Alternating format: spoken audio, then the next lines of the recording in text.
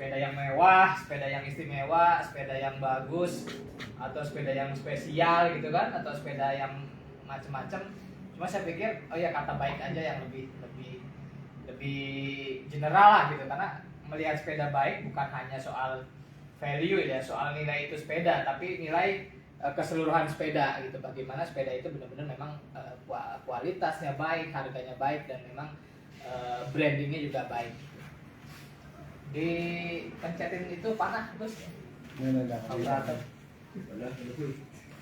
Ya, ini saya buat waktu perjalanan kemarin. Mudah-mudahan ada apa namanya, ada hal yang kita bisa ambil. Nah, gimana sih kalau misalnya kita bilang itu sepeda yang spesial, istimewa, atau sepeda yang baik ini?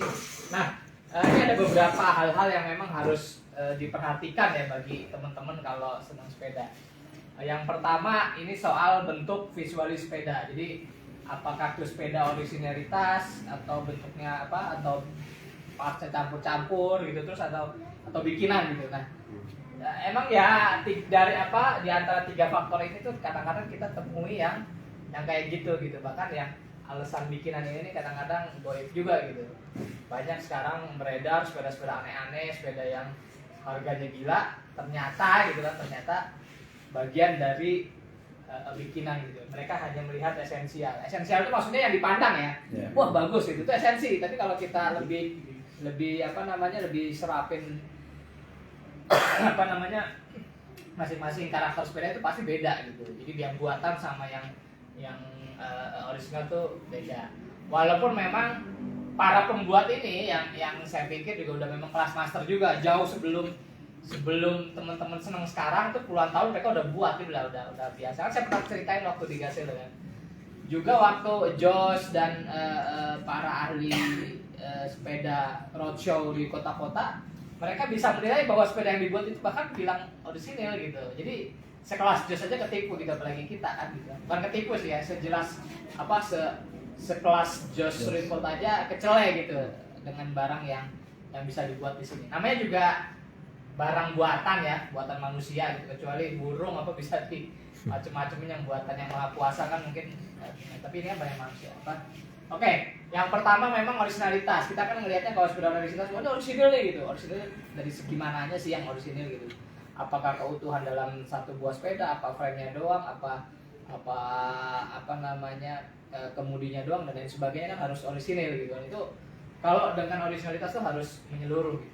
Terus kalau yang campur aduk, kadang-kadang nih kalau kita ketemu di kritikan, ketemu di rombengan gitu, atau ketemu di jalan, oh udah campur aduk gitu kan. Tapi kan ini kan masih bisa kita bangun lagi, kita restorasi ulang gitu dan lain sebagainya.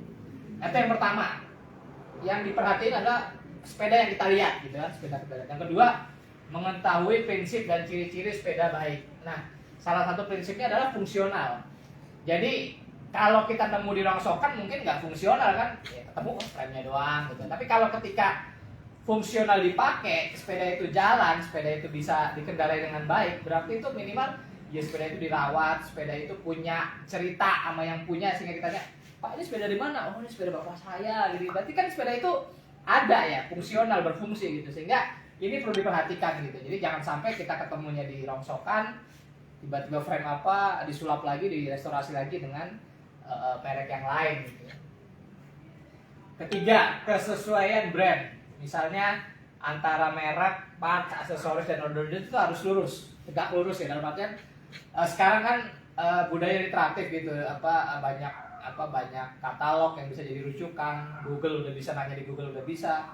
Terus juga sekarang di Facebook juga banyak orang-orang yang ngangkat tentang keilmuan sepeda. Nah, tentang merek, parts, aksesoris dan order ini sebenarnya sama-sama mengikat. Kadang sebuah merek sepeda bisa jadi mereknya itu hanya pabrikan assembly, dia ngerakit aja terus dikasih merek plus jadi merek, misalnya merek sate lilit ya kan, boleh kan, dia ngerakit macam-macam dikasih merek sate lilit, itu merek aja. Tapi kalau misalnya parts, oh Gasela bikin parts apa namanya, bumbung, bikin parts gear dan lain sebagainya dengan model Gasela, berarti ya itu kesatuannya dengan merek gitu. Juga ada yang aksesoris gitu kan, aksesoris ya bisa jadi dia bikin tas, bikin apa namanya, banyak hal yang terkait sama aksesoris, kantong tas dan lain sebagainya. Terus juga onderdil ya sama ya, onderdil yang kecil. Kalau merek itu detail pasti dia akan membuat ini sebagai satu kesatuan. Yang keempat, sesuai dengan pakem rujukan resmi pabrik. Ya ini lebih ke literatif tadi. Jadi misalnya posisi nomor frame, model frame-nya kayak apa segala macam itu udah ada rujukan. Udah ketemu sepeda ini. Mungkin kalau yang kategori Mas Fahmi, saya dapat sepeda ini kira-kira sepeda apa ya? Nomornya sekian-sekian, mereknya sekian. Kita bisa cari nih. Wah, katalog hasilnya tahun sekian, katalog Burgess tahun sekian, katalognya. Nah, kebetulan bank data atau metadata dari katalog-katalog pabrikan Belanda khususnya maupun Inggris ya banyak kita bisa dapat di internet atau di forum-forum khusus ya, karena nggak terbuka sih, emang nggak apa namanya nggak di download secara umum gitu kan. Terus tolong ada sebenarnya. Terakhir, nilai autentifikasi, misalnya sejarah tentang cerita kepemilikan historis maupun berapa pendukung. Nah, kadang kita nemu sepeda itu lebih ke ini nih, apa dramanya atau sentimentalnya gitu kan. Saya dulu hampir orang yang senang tanya-tanya gitu, jadi saat ya 10-12 tahun lalu ketemu sepeda airborne, pertama kali ngeliat sepeda airborne dan megang gitu kan, tanya ke yang punya ini, mana airborne gimana dapatnya? Oh ini tuh dapatnya dari pohon yang penerjunnya nyangkut, kerangkanya nyangkut gitu, jadi sepedanya belum sampai tanah, nyangkut di pohon gitu, di sebuah hutan di Lampung. Wah dulu sih percaya aja, wah gila nih, sampai begini kan gitu, wah orisinil ya segala. Ternyata ketika tahu ilmunya, ini kan sepeda airborne BSA dipakai Perang Dunia Kedua, tapi dipakainya di D-Day di Prancis sana gitu. Kok kenapa bisa sampai Indonesia gitu kan? Apa terjun dia ke bawah angin gitu. Terus kalau terjun ke sebuah hutan di Lampung, wah saya kritik, nggak ada peperangan di Lampung secara beda. Kalau ada pasca Perang Dunia Kedua itu kan kebanyakan lawan Jepang gitu kan. Jepang nggak ada di Lampung secara itu. Wah, akhirnya bisa tahu ternyata karangan. Ini disebut adalah drama pendukung atau sentimental. Kadang-kadang ada kita dapat sepeda dari orang nih gimana? Wah, ini dulu dipakai Demang gitu kan, dipakai ini. Ya kalau kita iseng mau cari sejarahnya sih mungkin bisa ketemu atau bisa di sama-samain. Cuma yang jelas kebanyakan sejarah cerita-cerita ini adalah sebuah hal yang sentimental. Ternyata tapi bisa menjadi sebuah nilai autentifikasi. Contoh waktu di Ancol ngadain ngadain Jakarta Auto Bus Festival, kita ngadain kontes pertama kali ya di Indonesia dengan 16 kategori. Nah, salah satu kategorinya adalah kategori otentik. Otentik itu artinya sepeda ini punya nilai sejarah. Nah, yang menang itu almarhum siapa Cengkareng? Heri. Almarhum Heri Cengkareng dengan sepeda Sabimnya. Kenapa disebut otentik? Karena dia masih punya buku kepemilikan, masih punya kwitansi pembelian, harga di tahun tersebut, merek haji apa, harganya sekian rupiah, apa segala macam, dan itu masih otentik. Nah, buku-buku itu dijaga bersama sepedanya sehingga kita bilang sepeda ini bercerita dengan bukti-bukti pendukung seperti kwitansi, surat izin. Juga sama sepeda railingnya Kang Aboy, sama dia punya sepeda railing. Ini ada surat nyicilnya, jadi dia nyicil tahun berapa, itu dicicil tuh sepeda. Terus ada bukti kepemilikan, bukti perpindahan, jual beli dan lain sebagainya, itu lengkap. Nah, itulah makanya yang perlu diperhatikan kalau kita nyari sepeda yang bagus, nilai autentifikasinya diperhatiin. Tanya dulu, ini sepeda dari mana? Kalau nanya dari penjual kritikan, saya sih ya percayanya 32% aja lah gitu kan. Karena biasanya nih ya, sepeda itu jodoh-jodohan ya kan Ning ya. Lu kalau diceritain itu udah 400.000, dapat 300.000. Saya justru nggak mau cerita gitu ya kan. Oke, next Ming. Nah, contoh misalnya ini kan, kalau dilihat dari visual, ini keempat sepeda ini bagus-bagus gitu. Tapi kalau kita orang kaya banget lah gitu, tiba-tiba ditawarin 4 sepeda dalam sebuah foto, teman-teman pilih yang mana gitu kira-kira ini? Nih mana nih? Iya. Yang bawah aja. Yang bawah ini ya? Lihat dulu. Ada lagi? Kanan bawah. Kanan bawah ini. Sini. Ya. Ya, emang kadang-kadang gini ya, kalau kita melihat visual zamannya kan kirim foto dong gitu, kita mau lihat sepeda gitu, kirim foto. Memang yang perlu diperhatikan pertama ya, kalau kita punya duit sih, ini kalau punya duit, sebelum nanya harga, bentuk sebuah sepeda itu, kalau dianggap dia sepeda itu tadi secara visual apa namanya part dan lain sebagainya itu menyertai, ya kita perhatiin secara detail apa yang masih utuh dalam sepedanya. Kalau misalnya ini kan ya terkesan jadul tapi secara ini nggak match nih, artinya mungkin di era ini dia pakai apa hatchback putih, padahal itu buat yang mana gitu. Tapi kalau misalnya kita melihat sepeda ini kan ada kata yang khas itu lebih manis gitu loh. Jadi sebelum kita ini pasti dan ini mahal nih pasti kan gitu kan.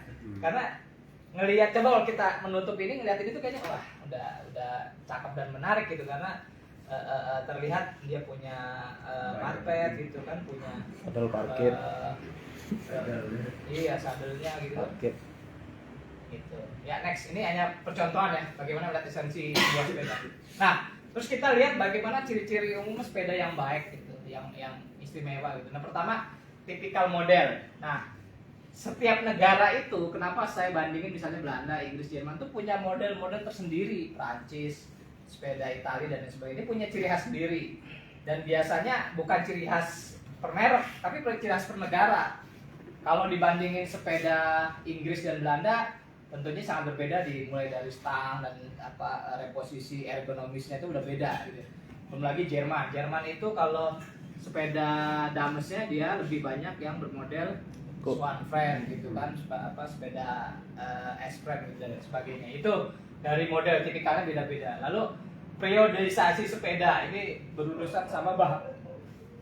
Sekali lagi ada berbahan nikel, chrome ataupun yang all black. Kalau misal nikel ini kan sudah pasti di bawah tahun 30-an. Kalau chrome ini di atas tahun 30-an. Ini kalau mau lihat periodisasinya. Lalu metalurgi, nah ternyata berat sepeda. Banyak yang bilang sepeda-sepeda yang lahir di setelah Perang Dunia Pertama itu yang paling bagus deh, tahun 1910, 1920 setelah Perang Dunia ya. Lalu yang setelah Perang Dunia Kedua itu udah mulai besinya agak menurun, karena memang saat itu semua perbesian metalurgi itu terfokus buat berperang, bikin tank, bikin rudal, bikin pesawat gitu, sehingga jatah besi buat sepeda tuh nggak prioritas. Sehingga ketika setelah Perang Dunia Kedua itu metalurginya jelek, tapi walaupun jelek dia bangkit lagi di tahun 48 sampai tahun 50 dan 70-an bangkitnya sepeda gitu. Tapi sudah pasti masalah metalurgi berat sepeda, kadang-kadang kan ada kita beli sepeda coba gini-gini deh, padahal sebenarnya dia selain tidak terlalu berpengaruh, itu hanya cuma menentukan sepeda ini cocok gak dengan eranya gitu. Jadi kadang-kadang kalau beli sepeda wah berat nih gitu, padahal kalau dinaikin secara langsungnya atau secara goesnya juga ada perbandingan gitu. Yang berat tapi pakai instrumen yang bagus kan juga enteng juga kan. Peneng atau plat merek ini juga punya ciri-ciri yang bisa kita ketahui. Transfer merek, plat aluminium, kuningan, atau ini emboss ya, misalnya emboss atau yang timbul-timbul itu punya apa namanya eranya masing-masing. Lalu juga kadang-kadang kita kalau beli sepeda ini rujinya berapa nih? 3640, 3636. Nah, dulu tuh ini pernah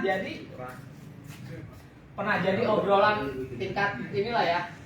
Tingkat teman-teman lah gitu. Kenapa sih kalau nyebut sepeda Belanda harus 3636 lalu 3640, 4040 gitu. Dulu tuh pokoknya kalau nggak 3636 sepeda jelek gitu. Jadi sebuah sepeda bagus dilihat dari rujinya harus 3636, padahal ya sekelas Josh Whitford dan lain sebagainya dia nggak pernah terpengaruh sama ruji gitu, karena ruji itu juga faktornya adalah beban untuk sepeda gitu. Kalau melihat ke 40 banyak kan sepeda-sepeda transport, sepeda-sepeda Aeron tuh banyak juga yang pakai 40 gitu. Jadi bagi mereka ini bukan klasifikasi khusus gitu, tapi di kita budayanya pasti ngelihat ruji 3636 gitu kan. Apakah tinggalan kakek pasti tua dan bagus, misalnya kita nemu dari kakek-kakek atau dari orang tua gitu, udah yakin nih dia pakai ini dirawat tuh pasti bagus nih, kan enggak juga gitu kan. Nah itu juga faktor yang ciri-ciri yang menurut saya sih ya lucu ya, ketika nemu sepeda yang pakai orang tua nih, pasti bagus nih karena sampai tua aja dipakai gitu, padahal belum tentu urusan umur sepeda mau murah orang tuanya kan. Terus juga banyak belajar tentang apakah gas sepeda yang paling bagus. Nah kadang kalau kita dapetin sebuah sepeda langsung di Compatriot aja, oh ini era sekian, Gazelle yang paling bagus tahun sekian segala macam, itu bisa kita bandingin gitu. Gazelle tahun sekian tuh kalah dengan eranya Vongers, eranya Burgos di tahun sekian gitu. Nah itulah gunanya melihat faktor merek itu yang pengaruh terhadap sebuah nilai sepeda gitu. Jadi kalau Gazelle seri 11 nggak bisa nih dibandingin, pasti kalah jauh dengan Vongers dari tahun 20-an, tahun 30-an gitu, Vongers, Burgos, dan Simplex gitu. Nggak bisa tuh, karena soal harga memang menang lah gitu kan, menang harga sekarang, tapi kalau secara kualitas tuh nggak bisa jauh gitu. Next nih. Nah, ini beberapa contoh transfer merek yang Vongers punya, mencirikan sebuah pembuatan. Ini dicirikan pembuatan di Groningen gitu, karena dia punya 2 pabrik gitu. Lalu ini Intercycle, ini merupakan tipe sepedanya gitu, yang katanya sih yang paling murah ya. Terus ini contoh transfer merek, ini bagian belakang, ini biasanya transfer merek toko, penjual, lalu banyak digunakan di juga ini apa, transfer merek ciri khas sepeda atau tipenya ya. Gazelle kan pernah dijelasin juga pada tipe L, tipe 8, tipe nomor 1, nomor 9 kan gitu. Dan ini juga bagian dari perjalanan platnya Vongers hingga menjadi PFG di tahun 60 maupun 70-an. Ini contoh dalam satu merek ya, dia punya ciri khas tertentu. Jadi nggak bisa nih pukul rata kalau misalnya ketemu Vongers begini ya enggak, tapi itu ada era-eranya lagi, ada tipe-tipenya yang membedakan. Next. Nah, ini soal transfer merek juga perlu ada ilmunya sih, ya, tapi saya juga nggak terlalu paham banget ya, karena hal yang paling gampang dibuat atau gampang dipalsuin adalah transfer merek, gitu kan ya. Jadi transfer merek itu menunjukkan diproduksi oleh siapa, pabrikannya siapa, dipasarkan di mana, model tipe tahun berapa. Nah ini kalau dipasarkan di mana ini biasanya sih Burgos. Burgos tuh bahkan punya transfer merek yang bilang ini Indische buat pangsa pasar Indonesia, diciriin sama dia. Buat Belgia, buat segala macam ada. Pada umumnya yang memakai transfer merek lebih tua daripada yang pakai plat logam. Jadi kalau yang transfer merek dapat orisinil memang lebih tua ya untuk kategori sepeda-sepeda Belanda. Tapi ada beberapa sepeda yang dari awal itu sudah pakai plat merek, banyak Inggrisan gitu.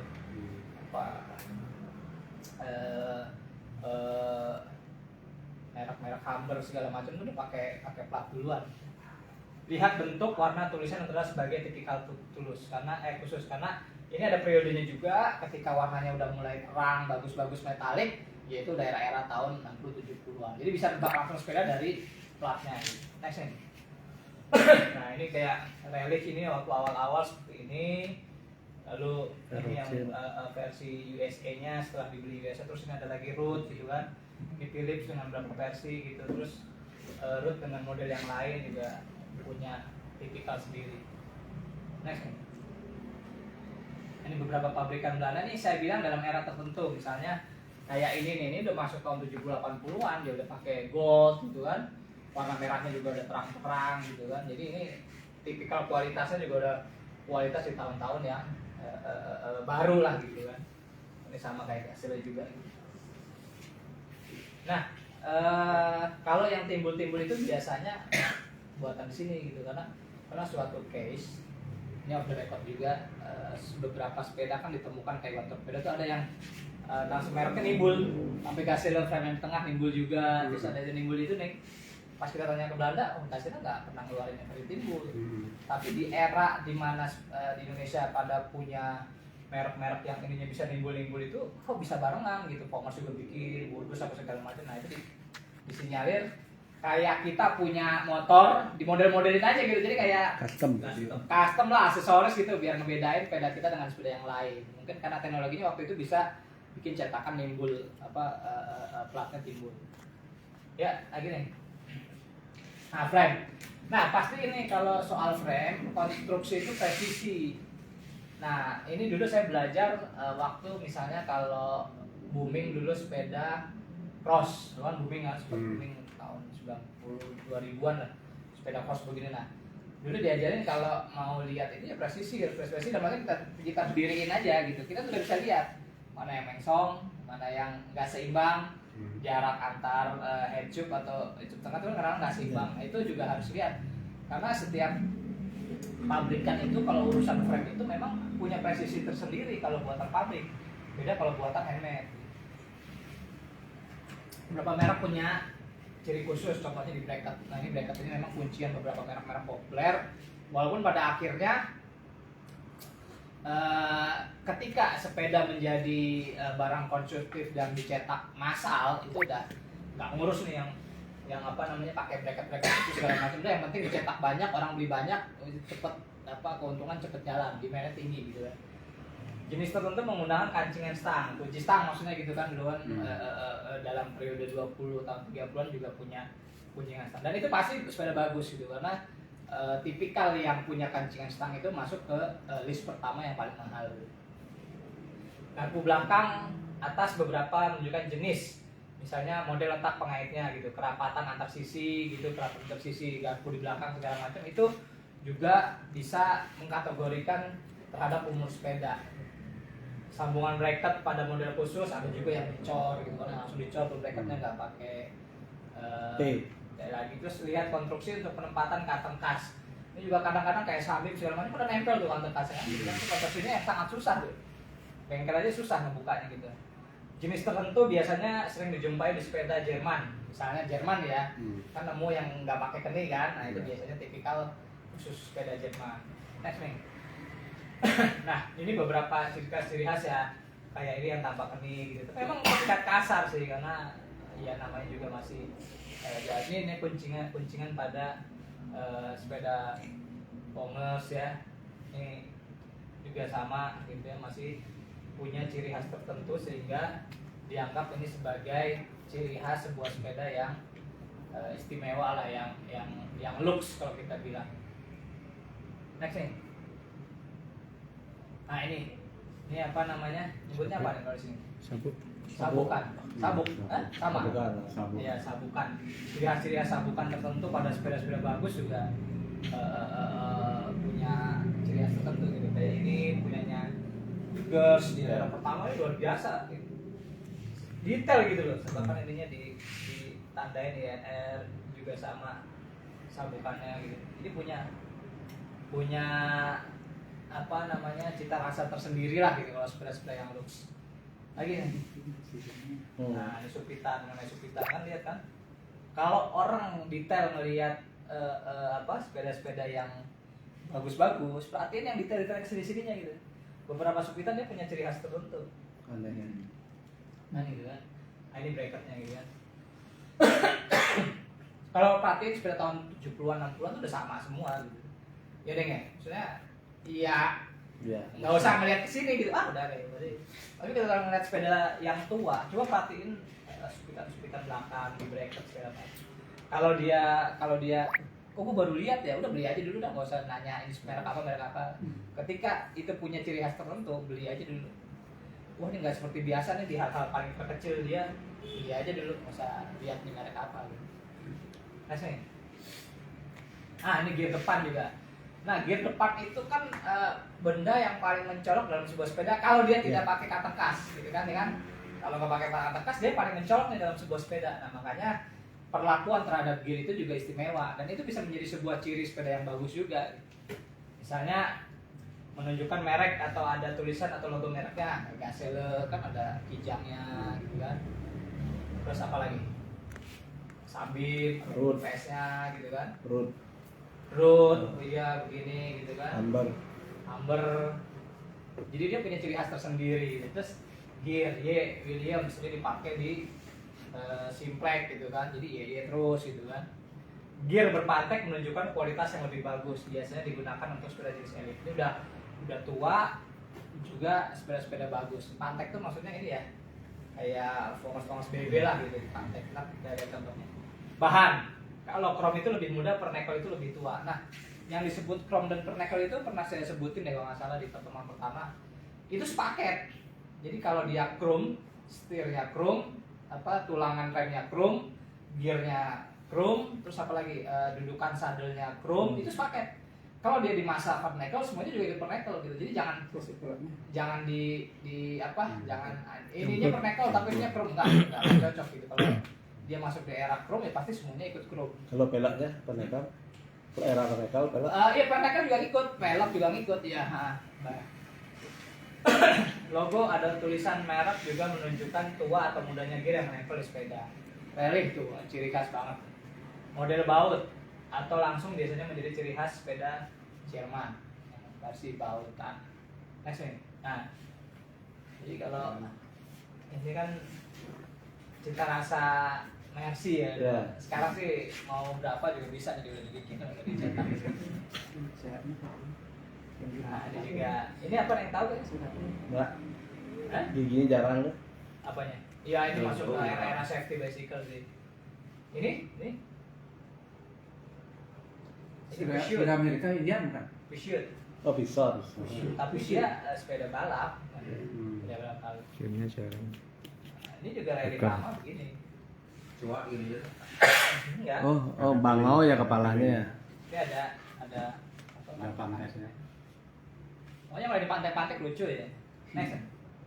Nah, ini biasa Lemus. juga waktu ini lumayan lemus ya, lumayan tempat lemus tuh orang lihat. Gear itu punya ciri khas. Sebenarnya saya juga mau sih koleksi gear gitu kan. Ini kebanyakan lemus juga dibilang saya juga bikin kok Pak, udah bisa bikin ini punya cetakan. Jadi lu mau bikin apa? Lu mau beli apa? Terus gua mau beli ini dong. Ya ntar ya seminggu lagi kenapa? Buat cetak. Bikin jadi gitu lah. Karena ya teknologinya dulu bisa, masa sekarang nggak bisa kan gitu. Dan untuk bikin hasil yang apa dari 1, 2, 3 sih mereka udah merem lah, udah bisa. Itu juga yang lain itu sekali udah pada bisa. Manual malah gitu, gosok satu-satu. Ini apa nih populer gitu. Sebenarnya saya juga pengen neliti tentang gear gitu karena gear itu banyak tuh, misalnya tipikalnya tuh seru gitu kan, periodenya juga seru, cuma ya belum ini aja, belum sama juga nih kalau BSA kan punya ciri khas tersendiri kan, ini apa nih yang Crown gitu kan, Union gitu kan, Ya. ini apa nih Crown. Tigers, Daily, Segelang kron. ini Sambit, ini Triumph, Daily, SMO apa nih, baru tahu nih SMO. Gitu. Jadi gear juga bagian yang harus kita lihat dalam melihat sebuah sepeda itu yang mungkin itu ya terakhir ya. Ada lagi, oh ada lagi penomoran, oh ya penomoran. Nah, saya tuh sering banget di japri gitu ya, bang ini nomor ini apa nih sepeda apa gitu. Karena saya bukan malas jawab ya. Jangan sampai kita terpaku soal nomor per nomor. Kan yang kita lihat sepeda dari awal saya ngomongin sepeda utuh ya, sepeda yang udah jadi. Tapi kalau ketemu problem abaikan dulu aja gitu, maksudnya abaikan dulu. Apalagi kalau ciri khasnya biasa, abaikan aja nomor gitu, nggak usah ditanya tahun. Memang nomor itu sebagai kaidahnya pabrik, setiap pabrik pasti punya penomoran. Tapi ya yang pakai nomor di kiri juga bukan hanya apa namanya, bukan hanya gasil, bukan hanya Pomers yang di kiri. Yang lain juga banyak gitu kan, nggak, iya walaupun ciri khasnya ada sendiri kan, tapi ada. Tapi memang nomor ini harusnya sih halus ya, susah untuk mendapatkan kenapa dimakan usia dan perawatan, teknologi yang digunakan. Kadang jaraknya nggak simetris, tapi masuk melihat kadang-kadang hurufnya kayak huruf dicoek gitu ya, kayak nggak dicetak gitu kan gitu. Padahal itu pabrikan gitu, kita nggak bisa bilang itu palsu sih gitu. Penambahan huruf untuk beberapa merek dan menunjukkan usia, kayak sepeda-sepeda Inggris ada DA, ada apalah gitu. Jadi Letak penomoran tidak selalu di bawah, bisa juga di atas box depan, supit belakang gitu, ini bisa semua gitu. Nah, jadi kalau penomoran ini ya klasifikasi terakhir lah gitu. Tapi yang paling sering nanya itu soal nomor, saya nggak punya database kan, itu susah gitu kan. Ini apalagi nomor-nomor yang aneh-aneh gitu kan, iya. Dan sama lagi kan gitu. Nah ini pernah kita bahas di Gasile ya. Jadi ada yang nggak simetris gitu kan. Ada ini simetris, ada seri 10 dengan 30 lurus gitu kan. Tapi ada juga berantakan, tapi ini asli semua gitu kan. Ini apalagi nggak jelas gitu kan.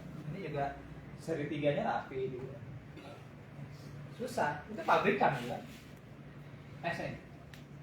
Stang atau sir. Nah ini juga ternyata ada ilmunya lah gitu. Seperti tadi, pernekel dan chrome menunjukkan kualitas dan usia sepeda. Kalau ketemu yang pernekel berarti di bawah tahun 30-an gitu kan tadinya. Sama. Posisi baut tusuk menunjukkan fungsi dan jenis sepeda. Baut tusuk itu maksudnya ini ya, yang di tengah itu. Ya. Nah, beberapa sepeda sih punya ciri khas tersendiri. Posisi tiang penyangga menunjukkan usia, banyak sepeda di bawah 9 yang model tengah tidak di belakang.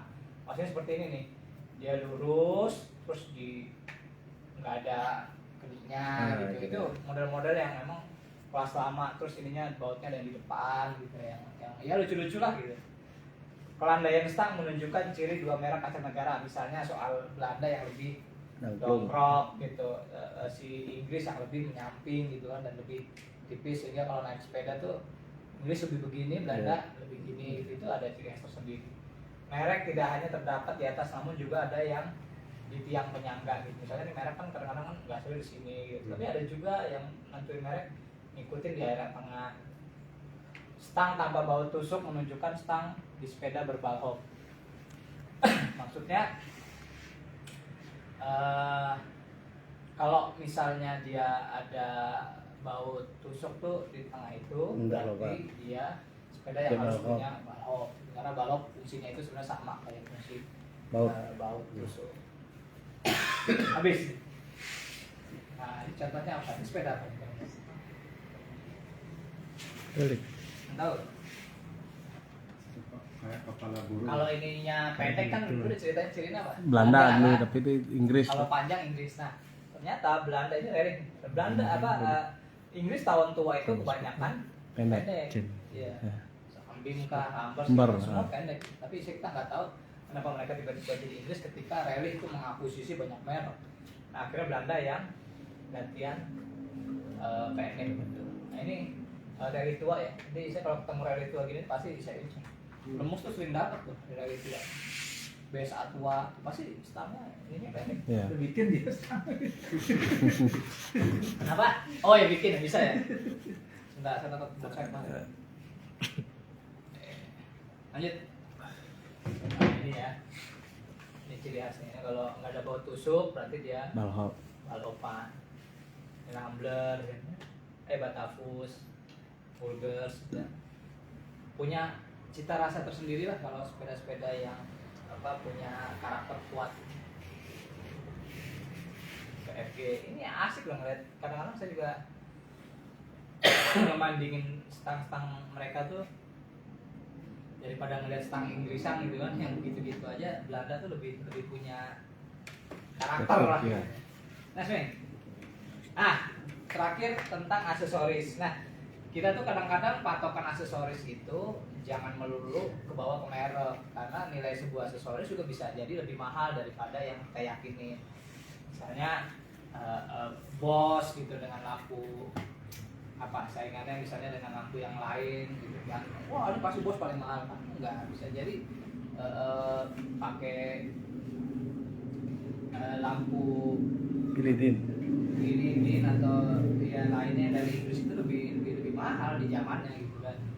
Mengenai saddle, ada beli leper, ada brooks. Sebenarnya kan kita orang India, Belandaan kan maunya yang leper gitu. Padahal Inggrisan brooks ini lebih legend dan lebih mahal sampai detik ini gitu kan. Soal burungnya MS sama Sturmy Archer gitu, itu udah kalau mereknya di luar itu lebih baik ya, ini berarti cuma barang pengganti lah gitu. Enggak, saya tuh memang nggak tertarik sih karena kalau ketemu sepeda yang apaan enggak. Tapi kalau ketika kita tahu ini Sturmy Archer, ini Gazelle, ini FNS gitu kan, itu lebih di zamannya itu ini udah klasifikasi nomor wahid lah, Honda Yamaha lah gitu kan. Leper Brooks, terus apalagi misalnya banyak merek-merek yang dia mengkhususkan diri terhadap aksesoris tapi dipakai di semua brand sepeda gitu kan. Next ya. Demikian beberapa cara mencirikan sepeda yang baik gitu. Sebenarnya intinya sepeda baik itu bukan hanya faktor merek, tapi tadi teknologi yang saya sebutkan itu lebih mendominasi di eranya gitu. Saya sering ketemu sepeda-sepeda aneh-aneh yang secara nilai value itu nggak bakal mahal. Jadi kalau ngeliat sepedanya Mas Anam, Triumph tahun 20-an segala macam, kalau dijual tuh nggak laku. Misalnya nggak laku dalam arti tuh bukan barang purna jual yang bagus gitu kan. Jadi bukan barang-barang yang kalau dijual lagi tuh, ini harganya 20 juta, apa mendingan gue beli Gazelle kan gitu kalau orang pikiran komersil lah ya. Tapi ketika melihat sepeda dengan teknologi supritan segala macem, keni-keninya segala macam itu indah gitu, apalagi dari periode tahun 1910, 1920 dan lain sebagainya. Jadi ya sekali lagi di bahasan semester kedua ini kita tidak perlu saklek sama merek, kecuali kita bisnis ya, kita buat jual beli mungkin oke lah. Tapi kalau mau lihat sepeda yang punya kualitas baik, kualitas bagus atau yang istimewa, ya perlu memperhatikan hal-hal yang paling detail sekali itu. Mungkin itu. Nah ini harusnya terakhirnya film pembuatan sepeda zaman dulu, cuma filmnya, oh ini ya. Nah, ini contoh hasil pembuatan kasih, kita nonton sama-sama, nanti habis ini kita bisa diskusi. Terima kasih Astunggara sudah bisa ikut dengar.